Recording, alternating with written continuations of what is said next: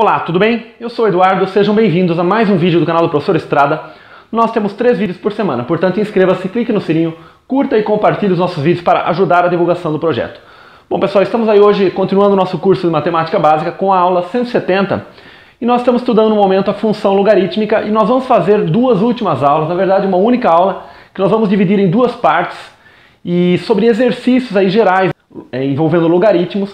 E nós vamos procurar nesses exercícios trabalhar algumas questões um pouco mais contextualizadas dentro daquilo que se pede aí nos exames, nos concursos, nos vestibulares sobre logaritmos e algumas questões também um pouquinho com um nível de complexidade um pouquinho maior do que as que nós trabalhamos aí durante essas últimas aulas. Então este vídeo e o próximo, esta aula que está sendo dividida em 2, nós vamos abordar aí várias situações aí de exercício envolvendo logaritmos. Então espero que isso ajude bastante vocês a solidificar ainda mais o conceito de logaritmo aí. E principalmente a forma como esse assunto é cobrado nos exames que nós temos por aí.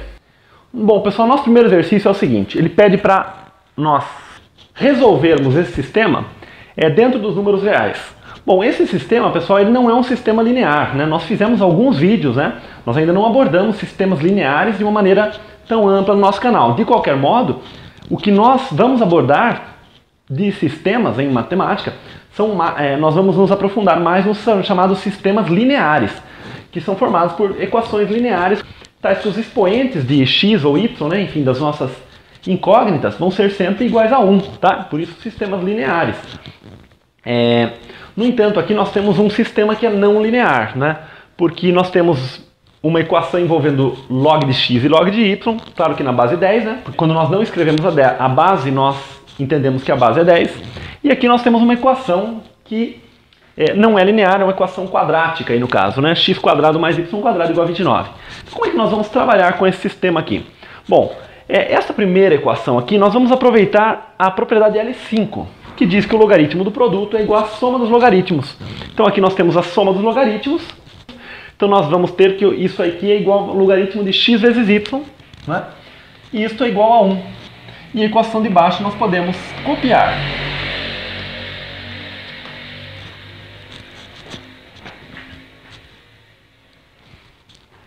Bom, aí a primeira equação, o que nós podemos fazer, Sempre que nós estamos resolvendo o sistema, pessoal, nós colocamos esse símbolo, que é um tio, Esse símbolo significa equivalente, Então nós estamos obtendo um sistema equivalente, ou seja, que tem o mesmo conjunto de solução.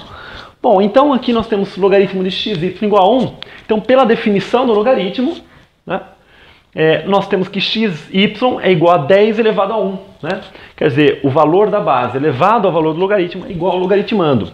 Então aqui nós transformamos esse sistema e 10 elevado a 1 é 10, Então nós transformamos o sistema na forma seguinte. X vezes y igual a 10 e x² mais y² igual a 29. Bom, como é que nós vamos resolver esse sistema aqui? Nós vamos isolar x ou y, nessa primeira equação, e aí vamos substituir o valor na segunda. No caso aqui eu vou isolar na primeira equação, o valor de y.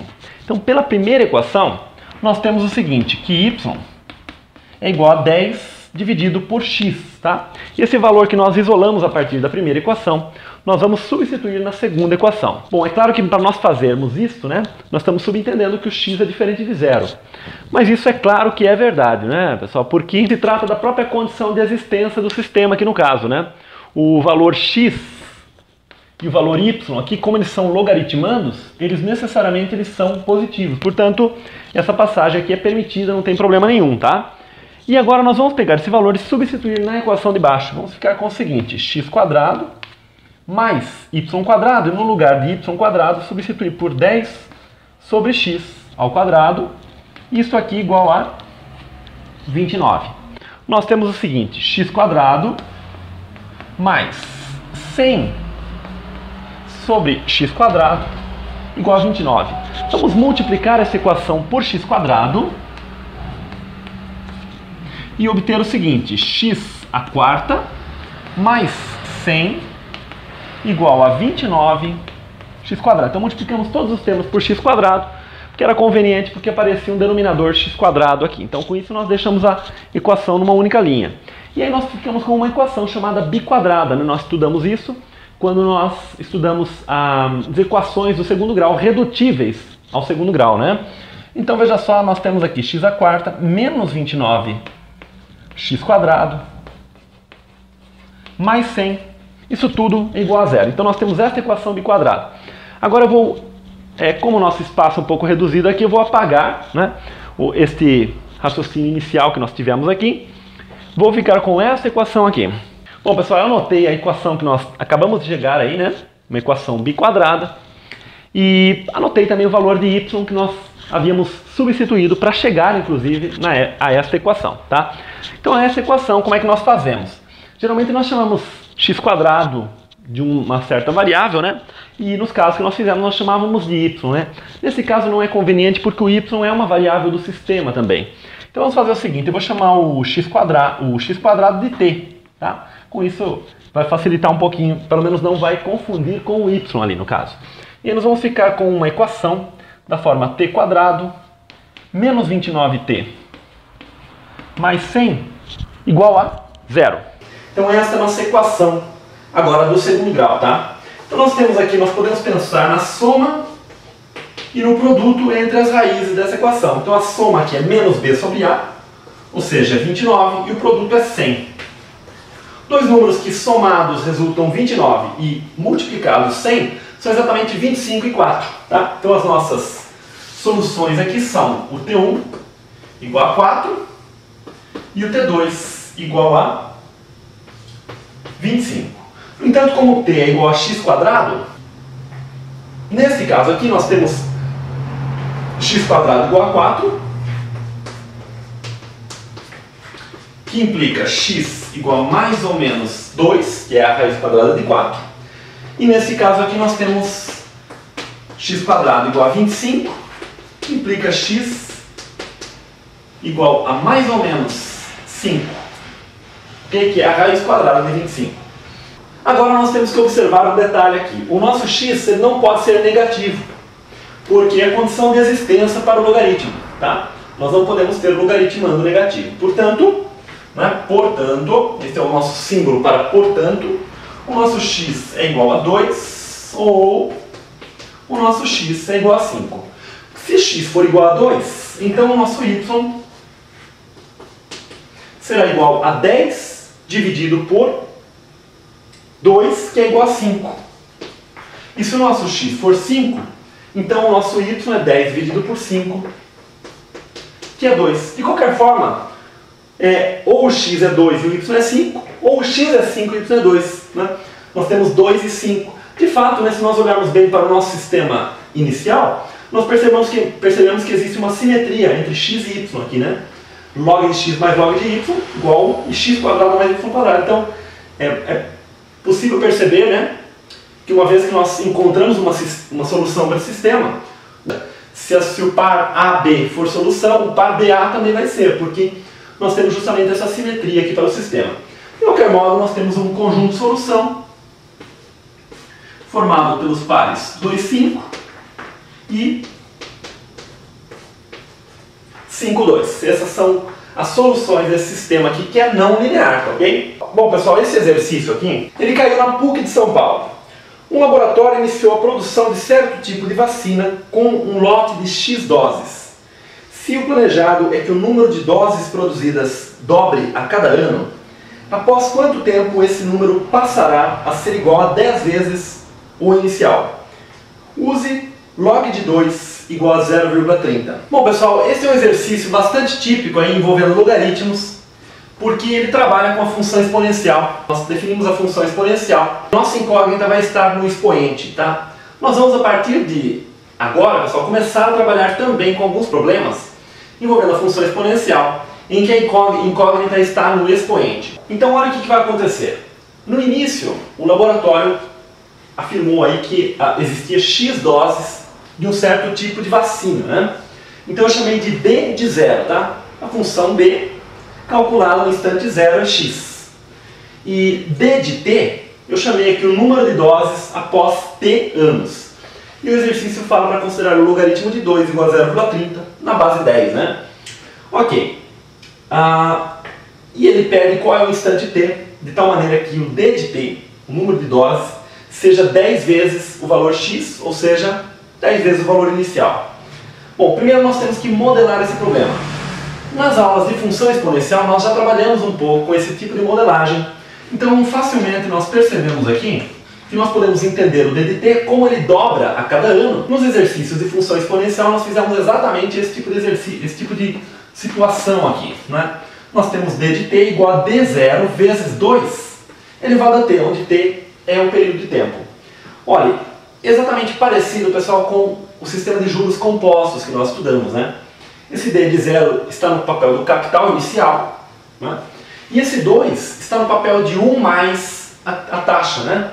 Nós vimos, no caso dos juros compostos, que nós tínhamos o valor do montante como sendo o capital inicial vezes 1 mais a taxa elevado ao período de tempo. Então, o montante no período n, nós trabalhamos dessa forma, né? O capital inicial vezes 1 mais i elevado ao período de tempo.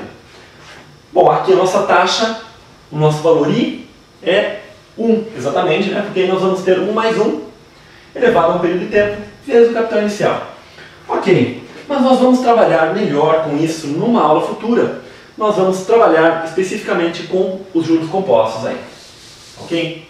Quero voltar numa aula futura aos juros compostos, já com essa teoria de logaritmos, para nós aplicarmos lá também isso aqui. Mas enfim, nós temos esta modelagem para o nosso problema, né? Então o nosso d de t, uma vez que o d de 0 é x, então é x vezes 2 elevado a t. E nós queremos que o d de t seja igual a 10x. Portanto, este valor aqui deve ser igual a 10x, né? O d de t deve ser igual a 10x. Com isso, o nosso x é cancelado, isso equivale a dividir por x os dois membros. Então nós caímos nesta equação, 2 elevado a t igual a 10. Ora, é uma equação exponencial. A grande questão aqui é a seguinte: as equações exponenciais que nós tínhamos, nós conseguimos deixar este membro aqui na base 2. Ok? Nós conseguimos deixar o 10 na base 2. Porque ele era uma potência de 2, eventualmente 2, 4, 8, né? 16. Mas nesse caso nós não conseguimos deixar tão facilmente. Ora, aí é que entram os logaritmos, né? O logaritmo é justamente a ideia dele, é escrever todos os números na mesma base. Tá ok? Então nós conseguimos escrever esse 10 na base 2 através dos logaritmos. Mas a nossa ideia aqui vai ser o seguinte: nós aplicamos exatamente, então nós podemos aplicar exatamente a definição do logaritmo para dizer o seguinte, que t, que é o nosso expoente, que é o logaritmo, é exatamente o logaritmo de 10 na base 2. Então t é o logaritmo de 10 na base 2. Bom, mas o problema nos deu o logaritmo na base 10 e não o logaritmo na base 2. Portanto, nós temos que fazer uma mudança de base aqui. Então nós vamos escrever isso aqui como logaritmo de 10 dividido por logaritmo de 2. Estamos usando L8, né? Então estamos mudando para a base 10. Então logaritmo de 10 na base 10 dividido pelo logaritmo de 2 na base 10, tá? Primeiro em cima aparece o logaritmando e embaixo a base. Bom, o logaritmo de 10 é 1, né? Lembrando que nós estamos trabalhando na base 10. E o logaritmo de 2 é 0,30, de acordo com o exercício. Esse valor vai dar o seguinte, pessoal. Vamos enxergar esse 0,30 aqui como 3 décimos, ok? Então nós temos 1 dividido por 3 décimos. Mas 1 dividido por 3 décimos, na verdade, nós podemos enxergar como 10 terços, né? O inverso de 3 décimos é 10 terços. E esse 10 terços aqui, lembrando de escrever um número na forma mista, uma vez que é uma fração imprópria, né? Porque o nosso numerador é maior do que o denominador, então nós podemos escrever esse número como 3 1 terço. O que nos diz isso aqui, né? Quer dizer, 10 terços é a mesma coisa que 3 mais 1 terço. Eu gosto, pessoal, de falar novamente sobre esse tipo de fração imprópria, enfim, todos esses assuntos que nós já falamos, até para nós podermos revisar, né? Lembrando que todos esses assuntos nós temos no nosso canal aí. E dessa forma acaba ficando interessante, porque nós temos como resultado que o nosso t é 3 com mais 1 terço. Mas o que significa isso? O nosso t é dado em anos. Então nós temos 3 anos com mais 1 terço de ano. Ora, mais 1 terço de ano são 4 meses. Ok? Então a resposta do nosso problema aqui são 3 anos e 4 meses. Ok? Então essa é a resposta do nosso problema, 3 anos e 4 meses. Aqui nós estamos supondo que o crescimento, porque na verdade o exercício fala que as doses elas duplicam, né? Elas dobram a cada ano. No entanto, ela não fala o que acontece no decorrer daquele ano. Para fazer esta aproximação aqui, nós estamos supondo, apenas a título de curiosidade aí, nós estamos adotando que ao longo do ano, a chamada convenção exponencial, tá ok? Para nós entendermos melhor esse tipo de convenção, convenção exponencial, convenção linear, acabei não falando nesse curso, mas basicamente nós estamos supondo que o expoente aqui do t, né, que o torna igual a 10, é realmente 10 terços, tá ok? 2 elevado a 10 terços é exatamente igual a 10, tá?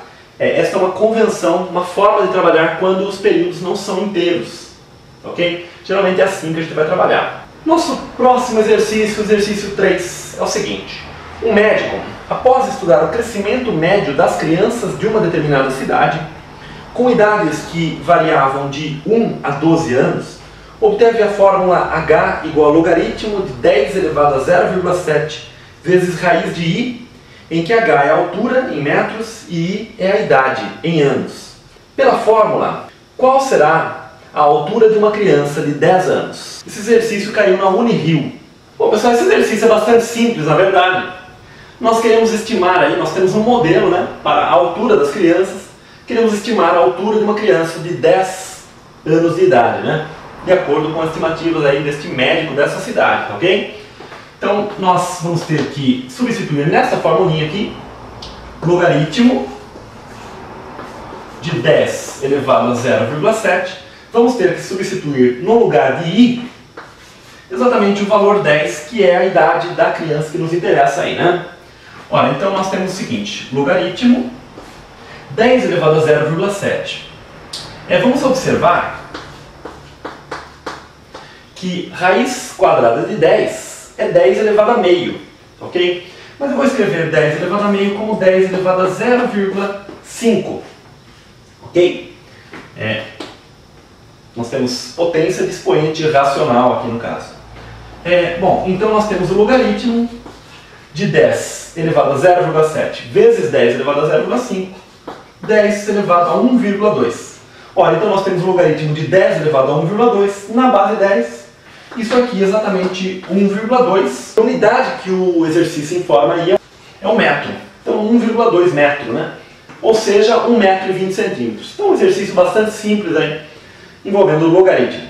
Um grande abraço, até o próximo vídeo, tchau!